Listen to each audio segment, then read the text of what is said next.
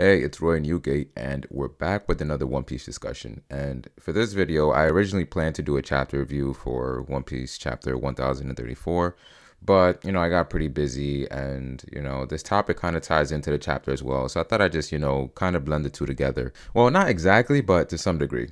But today we're here to discuss the third strongest Straw Hat and a member of the Monster Trio, and that's Vince Smoke Sanji. But before we get to all of that, if you enjoy One Piece content like this, or this is your first time here, make sure to hit that subscribe button and hit the bell to stay posted on all of my uploads. With all that aside, let's get right into the video. Now, when it comes to Sanji and his combative role in the crew, he's always been highly touted as the top 3 strongest member, and I guess at various points that has been brought into question because of new members joining, like maybe Frankie and Water 7, or like right now we have Jinbei, or earlier in the arc we had Jinbei, and some people drew into question, had Sanji been kicked out of the Monster Trio, was there a new trio and everything? But it should be pretty obvious with the way Oda writes and how he portrays Sanji, Zoro, and Luffy that they'll always be the 3 strongest. Now, depending on who you talk to, the debate may be there that whether or not Jinbei had a slight edge before Onigashima or before Sanji had access to the German powers and everything. But where we are right now, there's just no debate. There's no question there. Sanji is definitely clear of Jinbei, and he's top 3 strongest Straw Hat, and yeah, that's how it's going to be for the rest of the story. And there's not really anything that exists that can change that at this moment in time. Personally, though, what I had a hard time with was seeing how Sanji would grow past a certain point, because for him, there was really no focus on training or nothing to piggyback off of to really gauge what sort of level he would be on by the end of the series. For Zoro, he maintains his pace by constantly training and outworking anyone. Luffy maintains himself by facing the strongest opponents, and he has this whole goal of defeating anyone in his path to become Pirate King, so there's always this incentive and reasoning for him to get stronger constantly. But then for Sanji, the sense of urgency and pursuit of power received very little focus compared to these two. And sure, that may be up to perspective depending on who you ask, but you look at Onigashima and the preparations that Zoro and Luffy made to prepare for the raid, and Sanji, he didn't do much in comparison. Like, there wasn't this, laser focus on him training. Because if you remember back in Whole Cake Island, he said he would grow stronger by his own merit and not depending on the raid suit. But then in Onigashima, we didn't see any sort of training.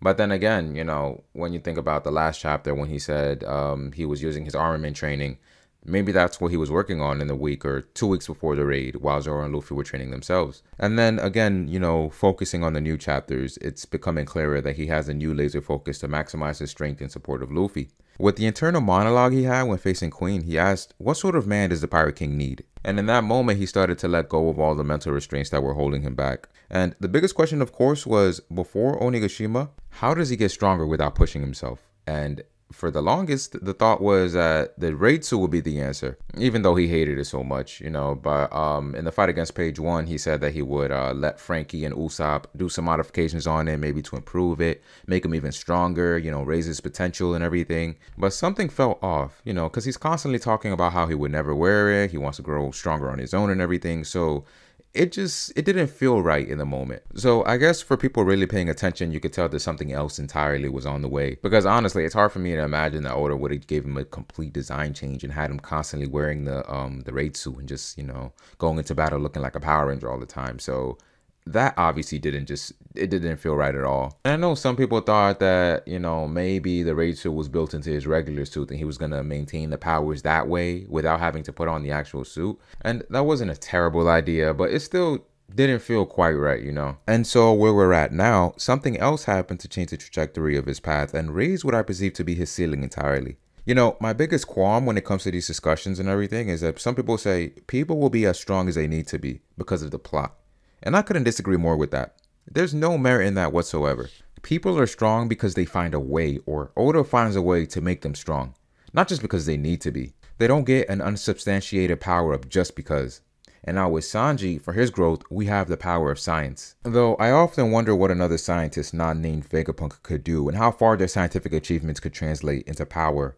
But here we have how that can boost someone like Sanji. But that's not all Judge and his achievements, because Sanji, even before this awakening, was far ahead of his brothers. And it wasn't even close, to be honest. So you take someone already considerably powerful like Sanji, and you give him the power of science to enhance his ability even further, then you have some staggering potential. Like I mentioned earlier, in 134 he said he was doing armament training, and that along with the new exoskeleton will give his attacks more power. So through this fight, he's been patching up the holes in his combative game, specifically attack power and durability.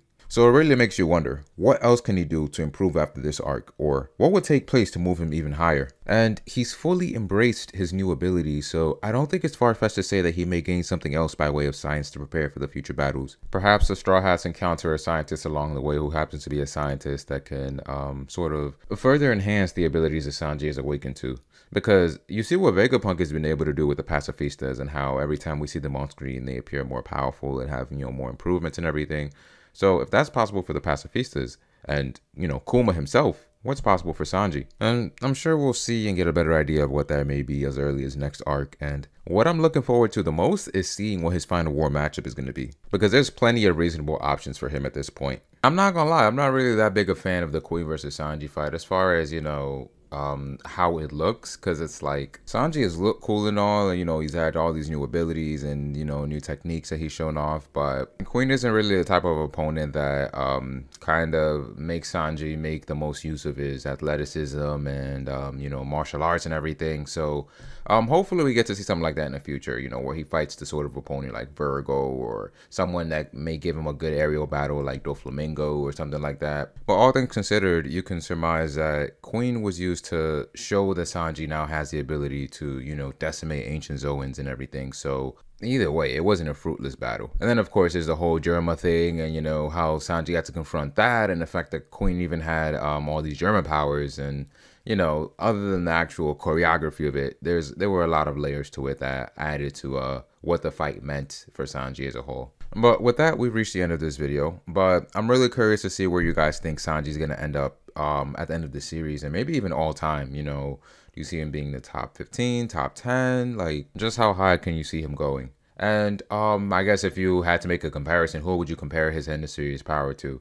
Make sure to comment all your thoughts down below, but also like the video and subscribe to the channel as well.